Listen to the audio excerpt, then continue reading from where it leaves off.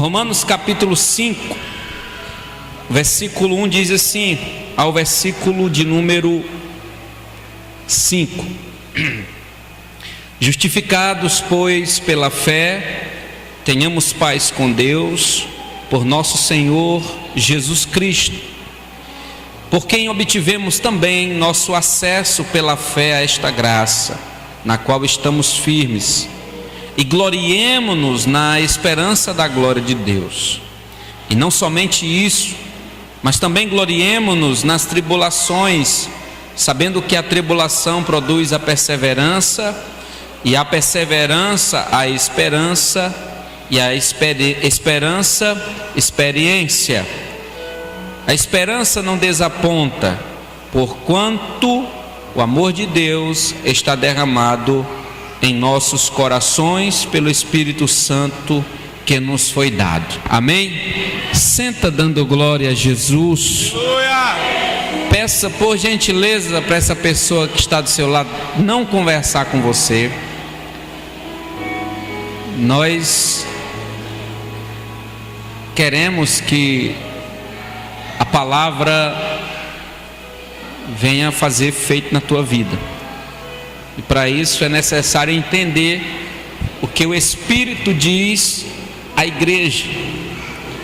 No capítulo 5, Paulo vem falando da justificação pela fé e mostrando que para nós é uma grande satisfação e motivo de grande gozo e júbilo, e também a isso nós devemos nos gloriar pela graça de Deus que foi derramada sobre a nossa vida, pela justificação do Senhor que foi derramado pela nossa vida. E isso Paulo vem dizendo que alcançamos ou temos acesso por intermédio da fé, e nessa graça estamos firmados, nessa graça fomos alcançados por Deus. Quantos podem dar glória a Jesus por causa da graça de Deus que foi derramada na sua vida? Coloca a mão no ombro do teu irmão e diga assim: alegra-te no Senhor pela justificação dos teus pecados. Aleluia. Aleluia. Alegre-se no Senhor, glorie-se no Senhor, porque o Senhor te perdoou das tuas transgressões e dos teus pecados. Glória a Deus. Aleluia. Isso é motivo de celebração, isso é motivo de júbilo. Agradecermos a Deus. Todos nós que outrora estávamos perdidos nas nossas transgressões, delitos e pecados, mas a Bíblia diz que o Senhor, com seu infinito amor e infinita misericórdia, nos resgatou, estando nós ainda nas trevas. Paulo ele vai dizendo que nós fomos alcançados porque nós somos ímpios. Ninguém morreria por um justo, talvez morresse por alguém que fosse bom, mas ninguém viria morrer por um justo. A morte de Jesus veio por causa da injustiça da humanidade, mas nós não devemos nos engrandecer por causa das injustiças, nós não devemos nos engrandecer por causa da nossa impiedade. Nós devemos nos engrandecer pelo favor imerecido de Deus, que mesmo não olhando para as nossas transgressões e não medindo o peso, Ele morreu por nós, mesmo ainda nós afundados nos nossos delitos, nas nossas transgressões e nos nossos pecados, trazendo justificação para a nossa vida e dizendo para mim e para você que há uma nova maneira de viver. E a continuidade do texto diz o seguinte: mas nós não devemos nos gloriar só com isso, nós devemos nos gloriar também com as tribulações, porque a tribulação produz paciência, a paciência experiência, E a experiência, esperança. Paulo diz: quem tem esperança não é confundido. Você já imaginou o grau de confusão que anda a igreja do século 21? O grau de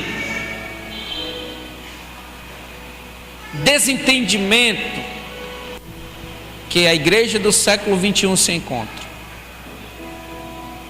As pessoas vivem um mundo em que elas não compreendem mais qual é a grande proposta do Evangelho de Jesus.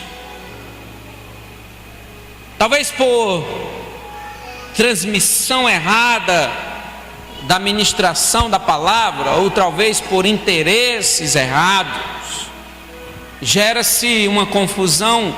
E a Bíblia nos diz dentro desse texto que quem tem experiência ou esperança, ele não é confundido. A confusão está sendo causada por causa que está faltando esperança. As pessoas estão sem esperança, elas não esperam mais no Senhor. Como diz um filósofo, não é do verbo esperar, mas esperançar. Esperançar é almejar, é trabalhar em prol disso ou daquilo. A igreja, ela está na esperança de estar parada, esperando em um ponto em que se acomodou, um ponto em que paralisou-se a ação do ID, ou o grande propósito do Evangelho. Jesus disse: ide, fazei discípulos em todas as nações, batizando-os em nome do Pai, do Filho e do Espírito Santo. Em outra parte ele diz: ide por todo mundo e pregai o Evangelho a toda criatura. Quem crê e for batizado será salvo. Mas a esperança se converteu, porque mudou-se o princípio. E quando se muda o princípio, todo o resto é comprometido. O tema dessa ministração é a fertilidade da tribulação. Você pode ver que o princípio da tribulação, o princípio da esperança é a tribulação.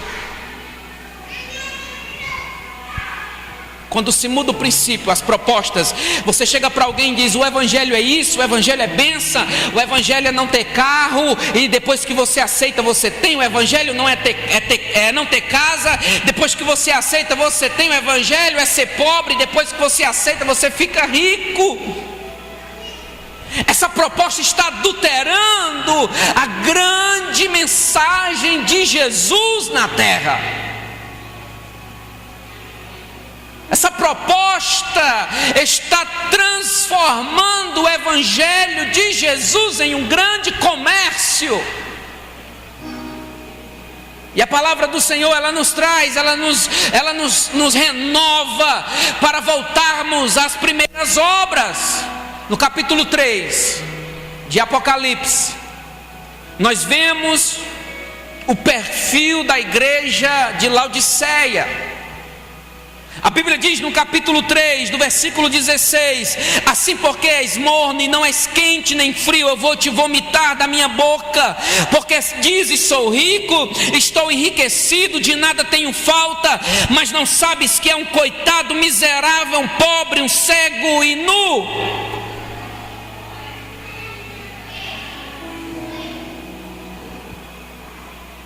A esperança de hoje é esperar mudanças para essa vida. O apóstolo Paulo, ele diz aos Coríntios que se esperarmos pelo Senhor somente nessa vida, em outras palavras, se aguardarmos o Senhor somente pelos acontecimentos dessa terra, pelo que acontece nesse mundo, nós somos os mais miseráveis homens dessa terra.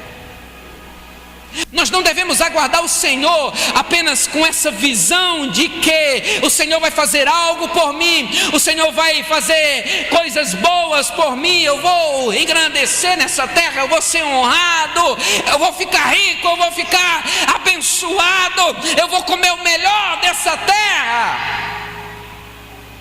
Eu tenho uma palavra para você. Em Romanos capítulo 8, versículo 35, Paulo diz: quem nos separará do amor de Cristo? Será a tribulação, a angústia, a perseguição, a fome, a nudez, o perigo ou a espada? Como está escrito: por ti somos entregues à morte todo dia, fomos considerados como ovelhas para o matadouro. O que está nos separando do amor de Cristo? Será porque Deus não está suprindo as minhas expectativas? Será porque Deus não está cumprindo com aquilo que eu queria, e eu transformei aquilo que eu queria nas promessas de Deus para a minha vida? Nós temos feito isso muitas vezes. Aquilo que queremos e apresentamos a Deus em oração, nós temos transfigurado isso em promessa de Deus.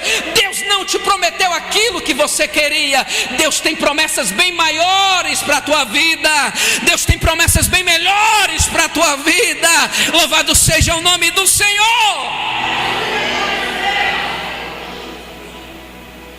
Nós estamos nos frustrando porque estamos criando ideias para satisfazer apenas os nossos interesses particulares. Paulo vai dizendo: é bom se alegrar por coisas boas, sim ou não? É bom se alegrar por coisas novas, sim ou não? Mas você já se alegrou por causa de uma tribulação?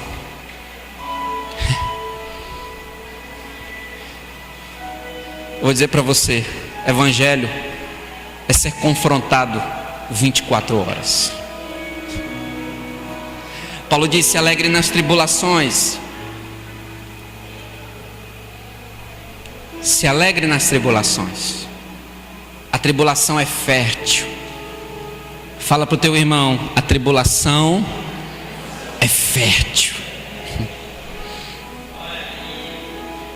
A tribulação faz do estéril tornar-se fértil.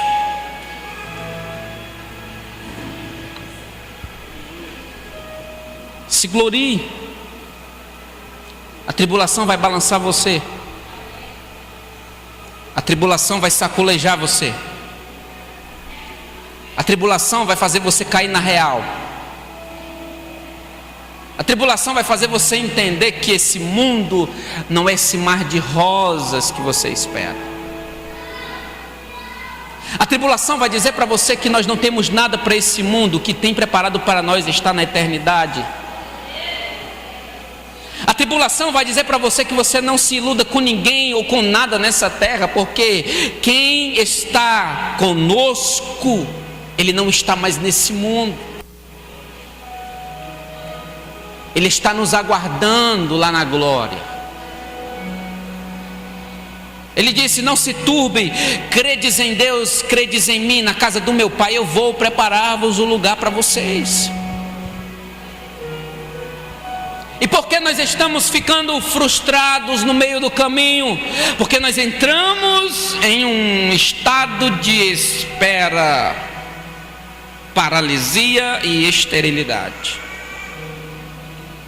Vou aguardar. Vai fazer nada? Não, vou esperar. A esperança não traz confusão. A esperança traz certeza. A esperança traz convicção. Olha o grau de fertilidade da tribulação. A fertilidade ou a tribulação vai fazer da tua terra, vai fazer do teu coração um campo fértil para dar muitos frutos para o reino de Deus. Só é confundido quem espera o Senhor somente nessa vida e nesse mundo. Se frustra, fica pelo caminho. A Bíblia diz o seguinte, Jesus falando, explicando a parábola do semeador. Preste atenção como Jesus está falando isso. Na parábola do semeador, no capítulo 4 de Marcos, Jesus vai explicar a parábola. Ele diz o seguinte: do mesmo modo, aqueles que foram semeados nos lugares pedregosos são os que, ouvindo a palavra, imediatamente recebem com alegria, mas eles não têm raiz em si mesmo. Antes são de pouca duração, depois, sobrevindo tribulação ou perseguição por causa da palavra, se escandalizam e são arrancados, são tirados. Jesus estava dizendo que o problema de sermos tirados do caminho, ou de sermos tirados da palavra, de sermos tirados do evangelho, ou de sermos tirados do céu, é que está faltando raízes profundas. A tribulação, ela vai trabalhar na tua terra para que a raiz da palavra ache espaço no teu coração.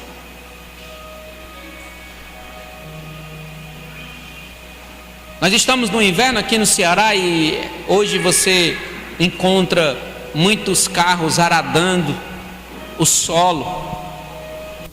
Eles estão pegando aquele solo duro e compactado pelo pisar dos bois e dos animais e das pessoas, e até mesmo com o batido da chuva. Eles pegam aquele solo e saem batendo, e saem batendo, e saem aradando. Eles vão soltando aquele material, porque se colocar semente no solo duro, ela não vai crescer. A semente precisa de espaço, e ela precisa de um coração mais mole, de uma terra mais mole. E eu não conheço nada que mais amolece o nosso coração do que tribulação. Quando você está de boa, você se sente o máximo, você fica com a guarda sempre levantada. Quando as coisas estão indo muito bem na tua vida, você se esquece da comunhão com Deus, da oração, você se esquece do jejum, de vir para a igreja. Aí Deus levanta uma tempestade para dizer para você que você está correndo um grande risco. Ser salvo não é dizer que você é rico ou que vai ser. Não é o teu nível social que diz se você é salvo ou não, mas é a tua posição diante das adversidades da vida, é a tua posição diante das tribulações. A tribulação, ou como alguém pode dizer o seguinte, as provações,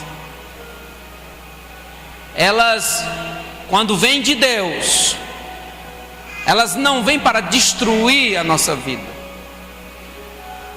Primeiro, porque existe um princípio que Deus jamais coloca em alguém aquilo que ele não pode suportar.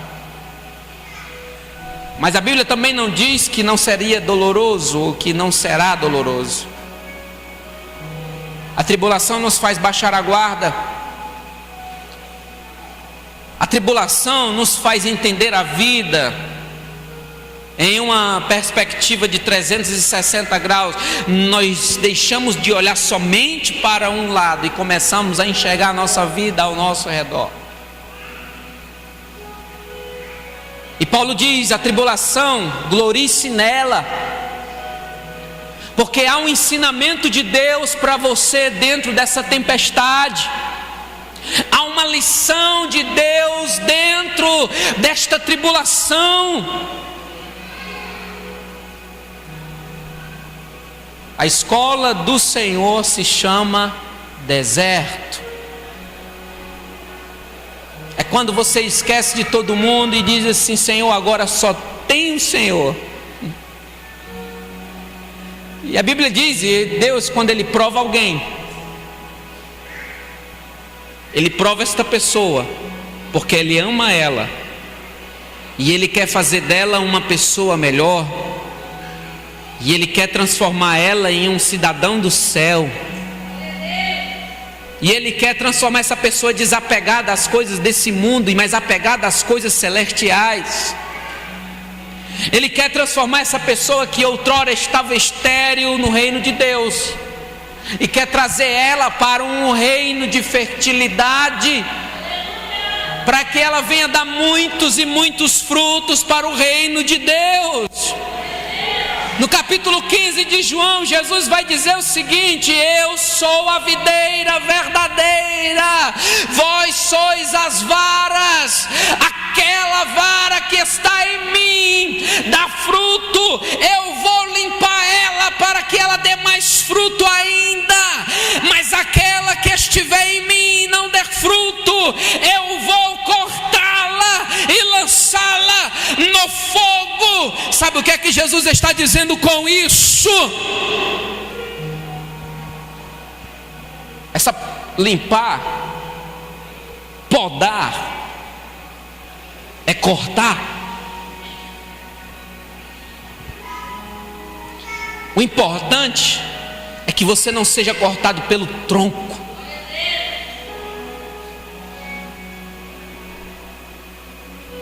Seja arrancado pela raiz. Eu vou limpar essa árvore, eu vou limpar esse galho, eu vou limpar esta vara. Quando Jesus estava dizendo isso, Ele não estava explicando os métodos, mas pelo Evangelho nós vamos entender que limpar está relacionado a purificar. Eu vou purificar, e a Bíblia nos ensina que purificação está entrelaçado com fogo. Ele vai passar pelo fogo. As folhas secas vão ser destruídas, sabe por quê? Vão ser limpos para que dê mais fruto ainda. Quando Jesus disse assim: eu vou te limpar, Ele está dizendo: eu vou arrancar de você aquilo que não te serve, eu vou arrancar de você aquilo que não presta, eu vou arrancar de você aquilo que não está te servindo. E o que é que Deus vai arrancar de nós? O nosso ego, a nossa soberba, o nosso orgulho, a nossa ira, o nosso ódio, as nossas inimizades, os nossos problemas, a nossa natureza carnal. Ele está dizendo: eu vou limpar, porque este galho, ele é um galho frutífero. Ah, eu vou dar fruto, vou ficar de boa. Não, vai ter tribulação. O princípio da esperança é a tribulação.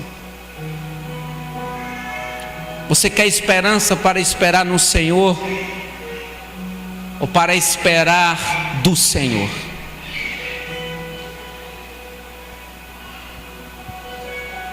Quem tem esperança não é confundido. Você sabe por quê? Porque ele foi provado pelo fogo. Ele foi provado pelo fogo. Ele não almeja esse mundo, ele almeja o céu. Ele não se importa com o que acontece aqui. Ele não quer que aqui prejudique a ida dele para lá. O seu alvo é o céu. Você diz: ah, pastor, eu queria estar aqui ouvindo uma palavra de renovação, eu queria estar aqui ouvindo uma palavra de avivamento, eu estava querendo aqui ouvir uma palavra de bênção para a minha vida. Você nunca vai ouvir na sua vida uma palavra de bênção maior de que suporte na tribulação com alegria. Sabe o que é que Paulo diz? Romanos capítulo 12, versículo 12 diz: alegrai-vos na esperança, sede pacientes na tribulação e perseverai na oração. Fala para o teu irmão, existe um bom meio de passar pela prova. Diga paciência. Talvez você está enfrentando diversos tipos de tribulação, só Deus dizendo para você: tenha paciência. O século 21 é um século de pessoas impacientes, pessoas ansiosas. Aí a tribulação vem, sabe para quê? Para tirar toda a ansiedade. Jesus disse assim: lancem sobre mim as vossas ansiedades. Sabe o que ele estava dizendo? Tenha paciência, espere em mim,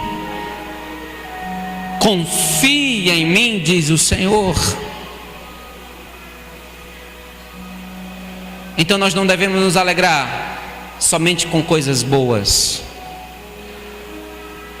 Uma vez eu fiz uma postagem e eu disse o seguinte: o importante não é ganhar, o importante é... Quem é que se lembra dessa postagem? Eu não estou mais nem me lembrando. O importante não é vencer, e sim ganhar. Teve gente que foi no meu PV e disse: pastor, você está doido? Vencer e ganhar não é a mesma coisa? Eu disse: não, porque quem perde está ganhando. Talvez ele não esteja ganhando aquilo que ele quer, mas alguma coisa ele está ganhando. Ele está ganhando experiência, ele está ganhando paciência, ele está ganhando determinação para vencer mais outra, para lutar por mais outra. Paulo diz: alegremos-nos nas tribulações. Talvez essa seja a maior loucura escrita na Bíblia, ou talvez a maior loucura que você já ouviu hoje. Se alegre com as tempestades, se alegre com as intempéries, se alegre nas tribulações, se alegre nas provações. Você sabe por quê? Porque da provação vem a paciência, da paciência vem a experiência, da experiência a esperança. Louvado seja Deus. Quer viver no mundo sem ser confundido com nada? Desfrute o máximo dos momentos de tribulação. Que doideira, hein? Está doendo? Como diz o hino da irmã Kemley, mas está aprendendo. Está machucando, mas está te ensinando. Eu vou dizer uma coisa para você: toda tribulação, ela tem um espaço de tempo. E uma coisa que eu creio é que nenhuma tribulação é para sempre.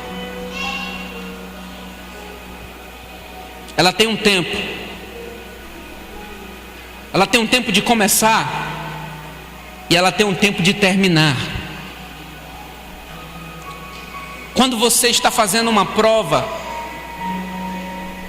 você só sai daquela cadeira até responder a última questão.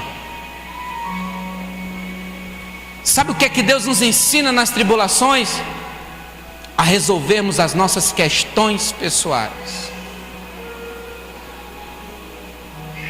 a reconhecermos as nossas falhas e o nosso lado que precisa ser mortificado.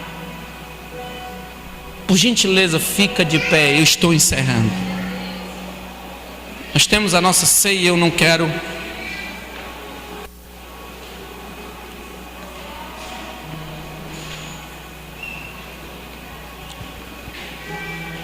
Para encerrar, o Paulo diz aos Coríntios, na segunda carta: porque a nossa leve e momentânea tribulação produz em nós cada vez mais abundante, eterno peso de glória. É nas tribulações que o nosso galardão é a acumulado. Não é pelo quanto você faz, mas é pelo quanto você suporta em Deus.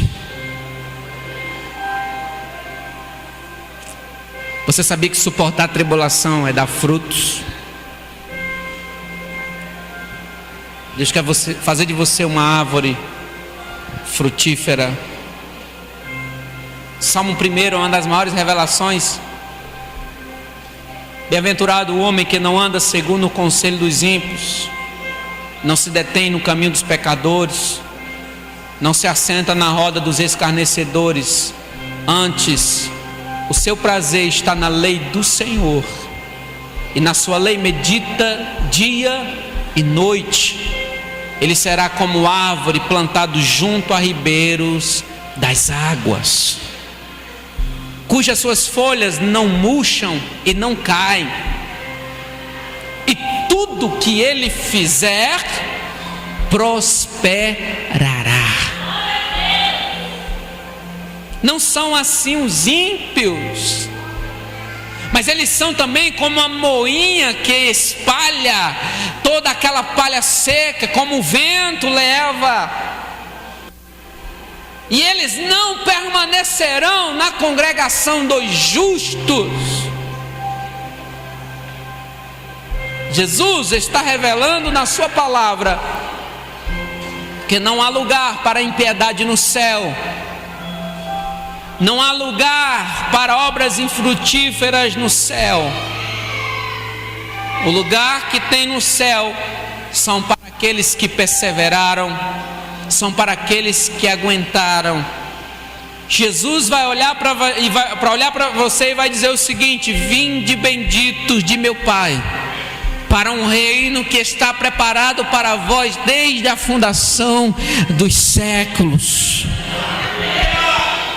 Quem tem ouvidos, ouça o que o Espírito diz à igreja. Sabe o que acontece? Tem gente que diz o seguinte: ah, Deus não gosta de mim. Eu passo por muita prova, Deus não gosta de mim. Eu passo por muita tribulação, Deus não gosta de mim. Olha, o ímpio está prosperando, está crescendo, está enricando cada dia mais, e eu aqui passando por isso. Ei! Deixa os ímpios irem seu caminho.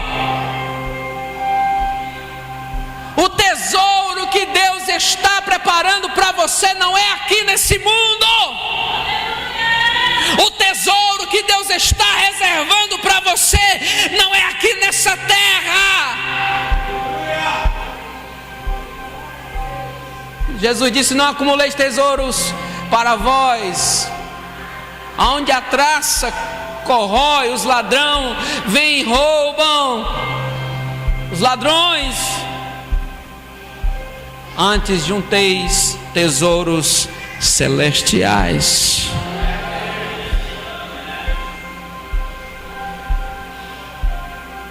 Como é que você fica quando alguém diz para você: Jesus vai voltar? Queria que você fechasse os teus olhos agora.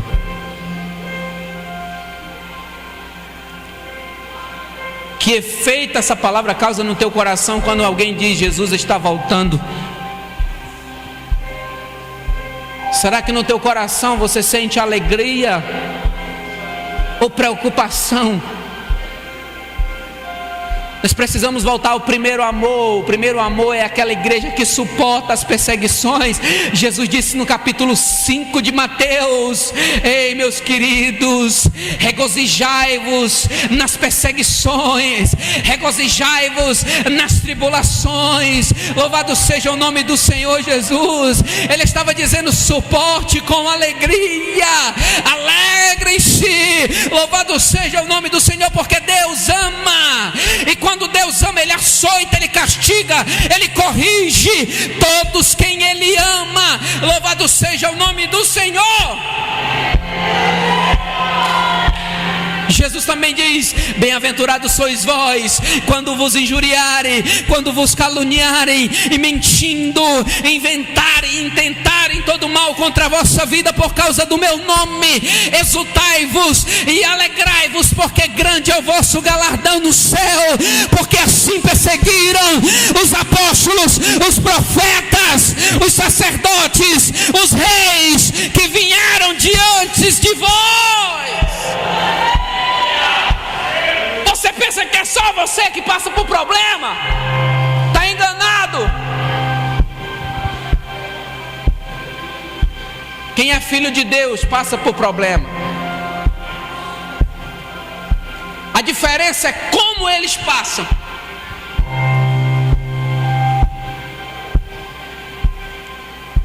O crente doido, ele passa pela provação jubilando, se alegrando. O crente mais ou menos, ele passa preocupado. E o crente meia tigela, ele passa reclamando.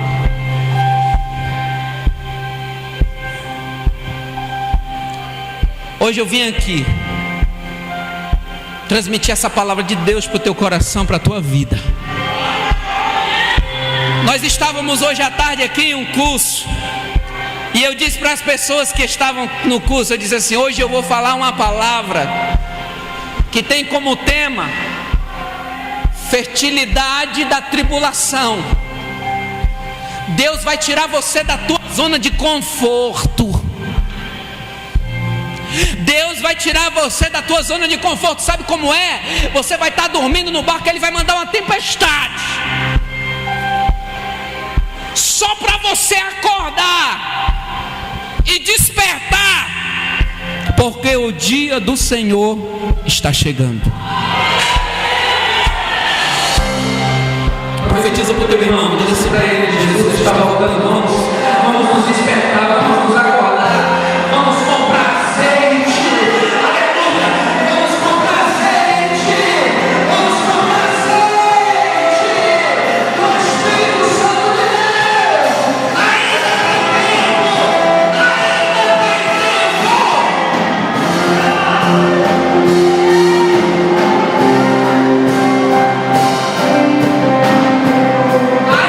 tempo para você. Você chega no Espírito